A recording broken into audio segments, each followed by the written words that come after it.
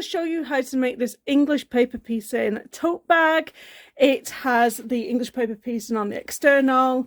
I've also put a zipper on that back side there. And then on the inside, there is another zipper, and then it is lined. And I've also done these cute little straps. Let me show you how to make this English paper piecing tote bag.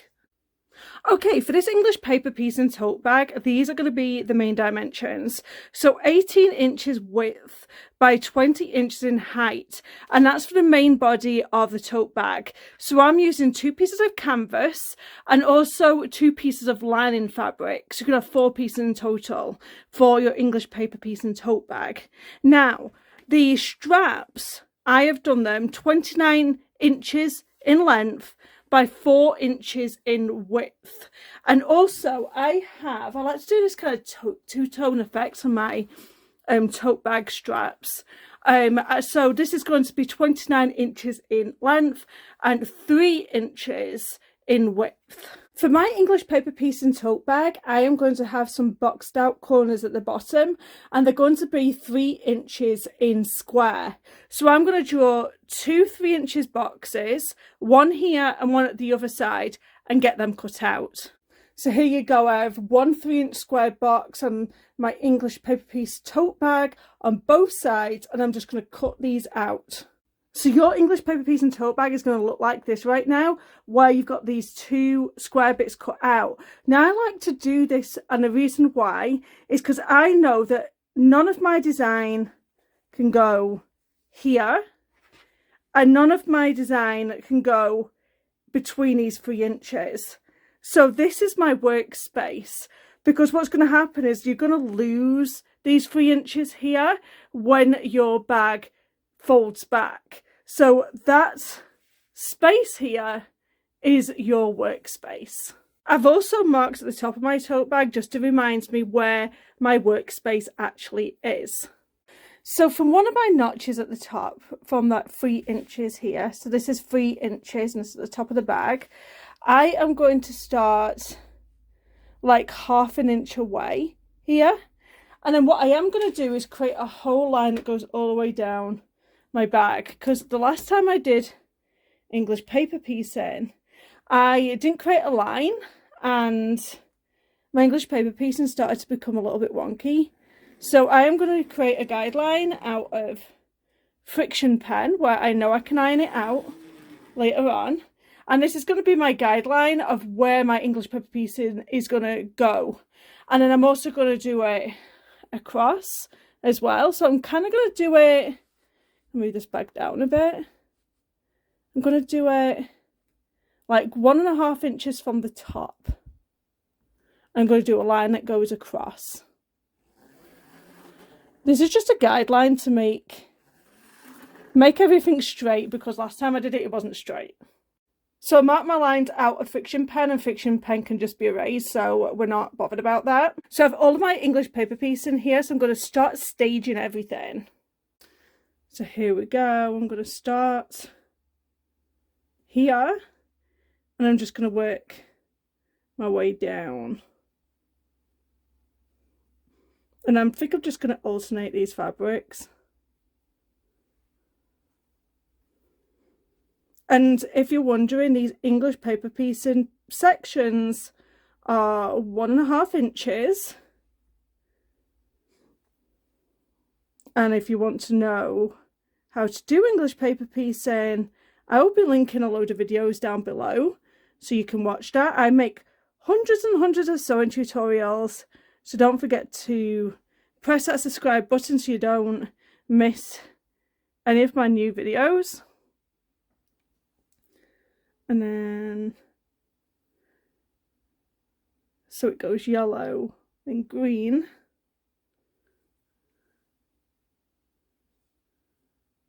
Then pink. And then blue. And then what I'm going to do is I'm going to pin this all into place so it doesn't move.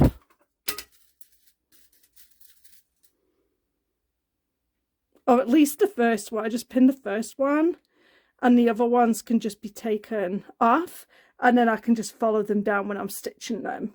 So I'm just going to take all of these off and make sure I take them in the right order, and I can stitch these all down.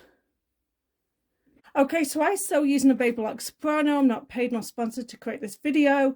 In the top thread, I have a white polyester.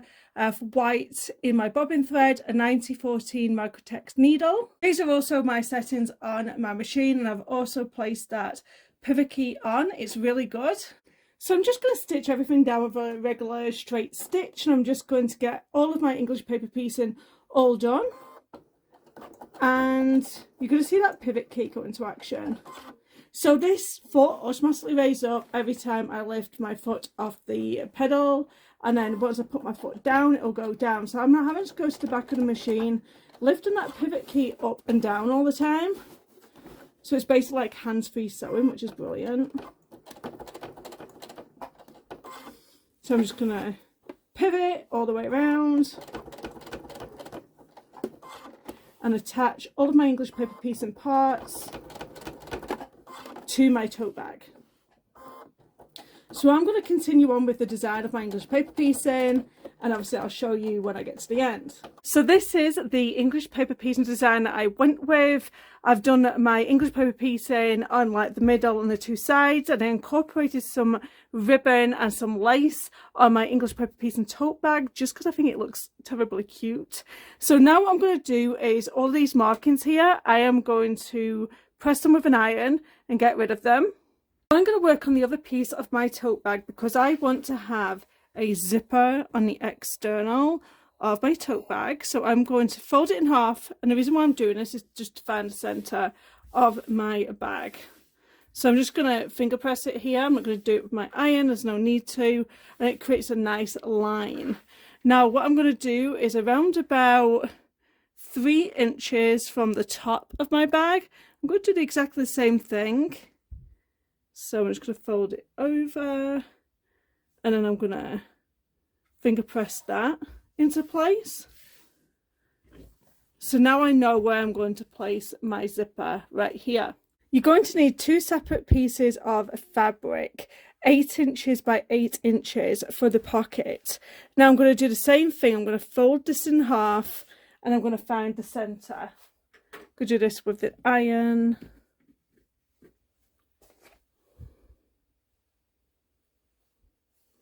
Have you subscribed yet? It's a good time to subscribe. There you go, that's the center. You're going to place that on top of that center line that we created. Now I have gone 1 inch higher than that other line, that 3-inch line. And then what I'm going to do is place my marker over here, and this is for a 3-inch zipper, so it's 6 inches across by 0.375. So I'm going to create this box here with my friction pen.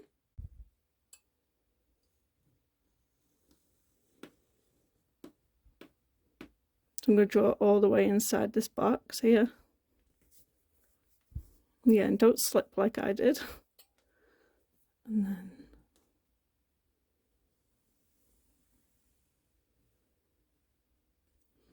so there you go, like you've got this box, and now you're gonna want to do like a triangle here and like here. And I'm just going to draw a line that goes right along the middle, like so. And I'm just going to pin this into place. And we're just doing this with the one piece of fabric right now. And then all we have to do, you're going to sew all the way along the outside of this box. Once you have sewed all the way around, you're just going to fold it in half. And then you're going to make a snippet in the center just to get you started, then open it out. Just show you up close here. So it's just opening in the center there, And then you're just going to cut along and stop when you get to that point of that triangle, and then you're going to take a snippet in. You can't cut the stitches, don't cut the stitches, and do a snippet in. So you're cutting into that triangle, kind of. So go in and then just cut into that triangle and do it the other side without disturbing the stitches. Now you're going to push this fabric to the other side of the bag.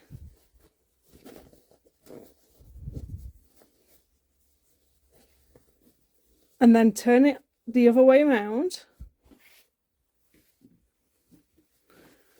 and flatten it out. And then right now, you're going to want to get your iron and press everything down. Don't worry too much if it's done this on you. You're not even going to see it. So I'm going to get my zipper. I use zipper tape and I'm just using it. It just extends back a little bit. My zipper is going to be placed face down. Just going to turn it around here. And then you're going to sew all the way around here, attaching the zipper into place. I'm going to cut away a little bit of this zipper tape bulk. I'm going to do it on the other side as well. And then you're going to take your 8x8 section and put it over the top of the other 8x8 piece section. And you are just going to sew around the pocket. So sew around the pocket. That's the pocket all complete, all sewed up. I'll turn it around and show you. So there you go, that's the inside. Well, that's the external pocket. Now go ahead and create any more pockets that you want on your bag. So if you want to do it on the inside lining, you would do exactly the same as how I have showed you. Let's work on the straps. So I'm going to take one of my canvas pieces. I'm going to fold it in half, like so. I'm going to go all the way down.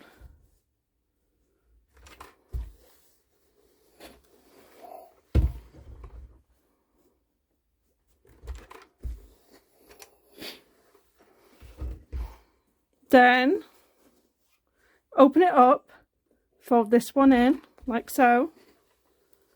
Go all the way down.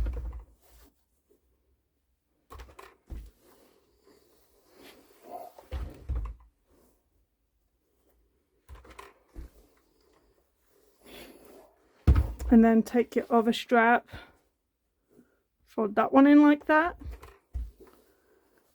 and press all the way down.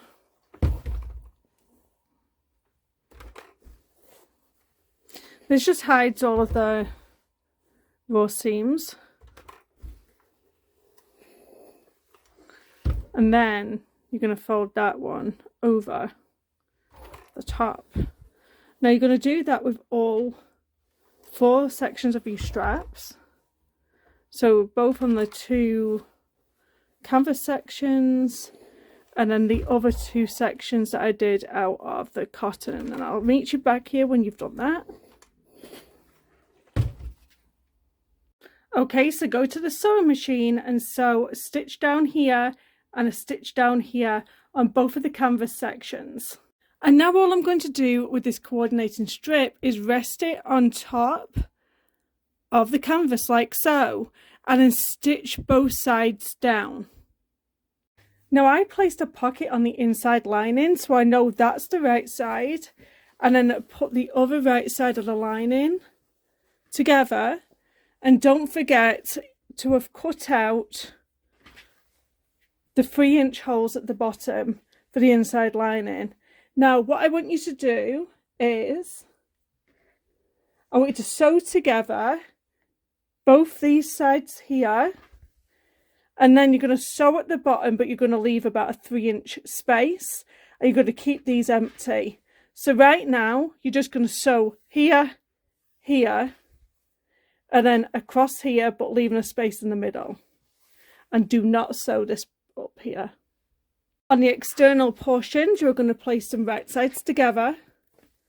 So that's the right side. This is the right side. So you're going to go right sides together like this. And then you're going to sew all the way down here, sew all the way down here, and sew all the way down here. Leave this empty and don't sew up here. All you're going to do with these corners, so it looks like this right now, is you're going to take your thumb here from the center and you're going to match the two seams together, and then you're going to sew all the way across. Just make sure that you flip these corners right out. You'll know what I mean when you're doing them.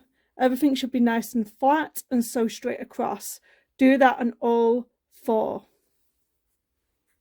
Okay, what we have to do next is put our lining inside of our bag and deal with our straps. So you're going to have your external part of your bag turned inside out. So that's still inside out. And you're going to flip your lining section. So basically they're going to be like right sides together. So I'm going to feed that in. And then I'm going to match my seams together.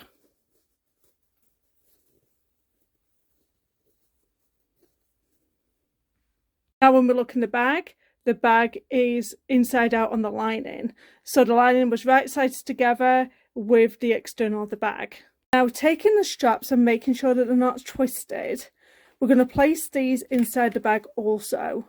So we're going to place these so the coloured section is facing the external of the bag, and it's totally up to you how wide apart you want your handles. That is personal preference, and I'll let you know how far apart mine are. Just make sure that your handles aren't twisted, that's all. So I have that coloured section is right sides together with the external section of my bag. I'm going to put my lining piece together. And then my handles are, so 1, 2, 3, 4, 5, 6, 7. So 7. There we go. I'm going to do the same with the other side. The other side of your handles are much easier because you're basically just matching it up to the other side. So now all you're going to do is you're going to stitch all the way around here, closing all the layers up. I like to go over my handles a couple of times to make it so much secure. And yeah, and I'll meet you back here. I'm just going to clip off the excess here. Now you're just going to pull the lining out, and then through that hole at the bottom that we left, you're going to pull all the bag right sides through. Now sew this opening closed, and then push the lining into the bag.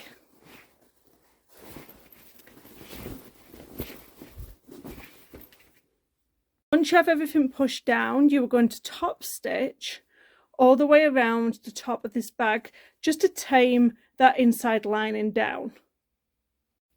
So this is what the finished bag looks like. I think it looks very cute and very effective. Don't forget to subscribe to my channel so you don't miss my next video. Bye bye now.